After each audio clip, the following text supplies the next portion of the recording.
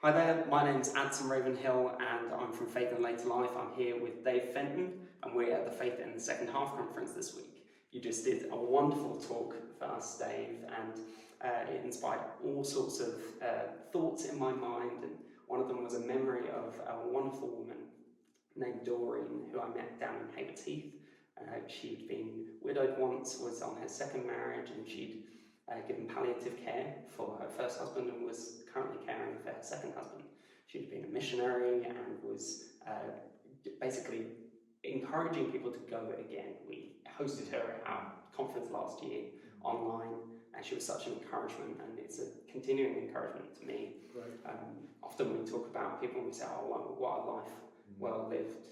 And one of the things you were encouraging tonight was that life is still going on. We're called to have life in all of its fullness as Christians. Why don't you tell us a bit more about that? I think so. I think there's nothing in the Bible that I can find that suggests you switch off, that you've done your bit. You know, there's always a sense in which you may have retired from paid employment, but there's nothing that suggests that there isn't a service opportunity, because we're called to be ambassadors for Christ. We're called to be faithful soldiers and servants until the end of our days. So I think rather than putting heavy pressure on people, we are to do what we can where we are. And that may be just a neighbour. It may be helping a church. It may be doing things which you haven't done before. And you need to just open out that part of your life which says, you know, I've got these very clear things that I do, but I'm never challenged. And I think God actually wants, even for seniors, to be people who think again, could I be doing something more? Could I talk to someone at church who's struggling? Could I give more? Could I actually pray for someone who I've never prayed for before? And I think closing life off, I think is actually unbiblical. I think it's saying, God, you finished with me. Well, God doesn't finish with me till the day we die. As I said tonight, you know, guys who I knew who've been in hospital and are still talking about Jesus until hours before they die. And they're making a difference to people that they meet because they have that ability to, and that desire, more importantly, to do it. So I think it's about that. It's about, you know, this is going to be one of the longest periods of your life, probably, retirement. Statistically, retirement's going to be a long time compared to many jobs that you've done. And therefore you've got an area of opportunity. You've got a window there. What do you do with it? You can do nothing. As I said tonight, you can go on every cruise that's in the travel brochure. Nothing wrong with the cruise, by the way, I'm not against cruises. But you can actually overdo that and not have any time in which you are specifically and deliberately serving God in a particular way, which your gifting has enabled you to do. And therefore you're denying another person. You're actually restricting what God can do with you in that person's life. And that is to me, just bad news. We can all do something.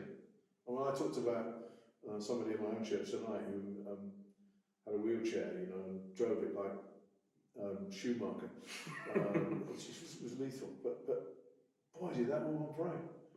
You know, now she couldn't get out and do things. She wouldn't have been a street evangelist or anything, but boy, did she contribute to the kingdom. So that's where I was going tonight, really. Look for opportunities and take them. As long as God gives you strength. Not to kill yourself, not to, you don't have a balanced life in which you have some leisure time and you read some books that you've longed to read, which you couldn't do when you were working, you didn't have time. But, you know, balance your life out and plan it. And use your time well for the glory of God. That's basically it. Yeah, absolutely. I think we're so quick to discount ourselves sometimes, and there was a long period during COVID where I was largely bedridden, and I was just discipling people over Zoom because that was all I was able to do at the time. One day I discipled a couple of people in the morning, and I just felt like, what am I doing? I had to do them both horizontally and whatnot. And I pulled a book of sermons from Charles Spurgeon off the bookshelf, and the three examples he used in that sermon were three people who discipled people from their bedside. And I was like, this sermon that was preached, a century ago. Well, it's like Paul, I think, when he talks about the time he was in prison. Now, he'd have been surrounded by guards. He'd have probably had one on each side of him, so they would be chained to him, so Paul couldn't get up and run away. And he describes that as an opportunity. Now, most of us would describe that as an extremity or a pain, being in jail with two blokes either side of you. But he says this is an opportunity, because these guys, they can't, it's a bit like my 4-hour golf course. They can't get away from you, 4 hours they're stuck with you. And it's an opportunity. Absolutely. Not that we talk about God at every hole, but when opportunities arise, or if we're in the clubhouse afterwards and having a drink, there's opportunities there to talk, and it's just having your antenna up. I heard somebody describe it as awareness that around you are people who haven't heard about this wonderful gospel, and who's going to tell them without a preacher? Romans, and that's preaching defined very broadly, but I think it's about every believer, not just the vicars and the preachers and the pastors, but every believer being prepared to give an account of the hope that's in you, 1 Peter 3. Being prepared at that moment as an opportunity pops up to just take it and say what you can.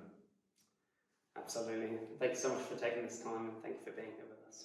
I very much enjoyed it, and I hope they did tonight. Yes. I'm sure they did. I'm sure they did. Thank you very much. God bless.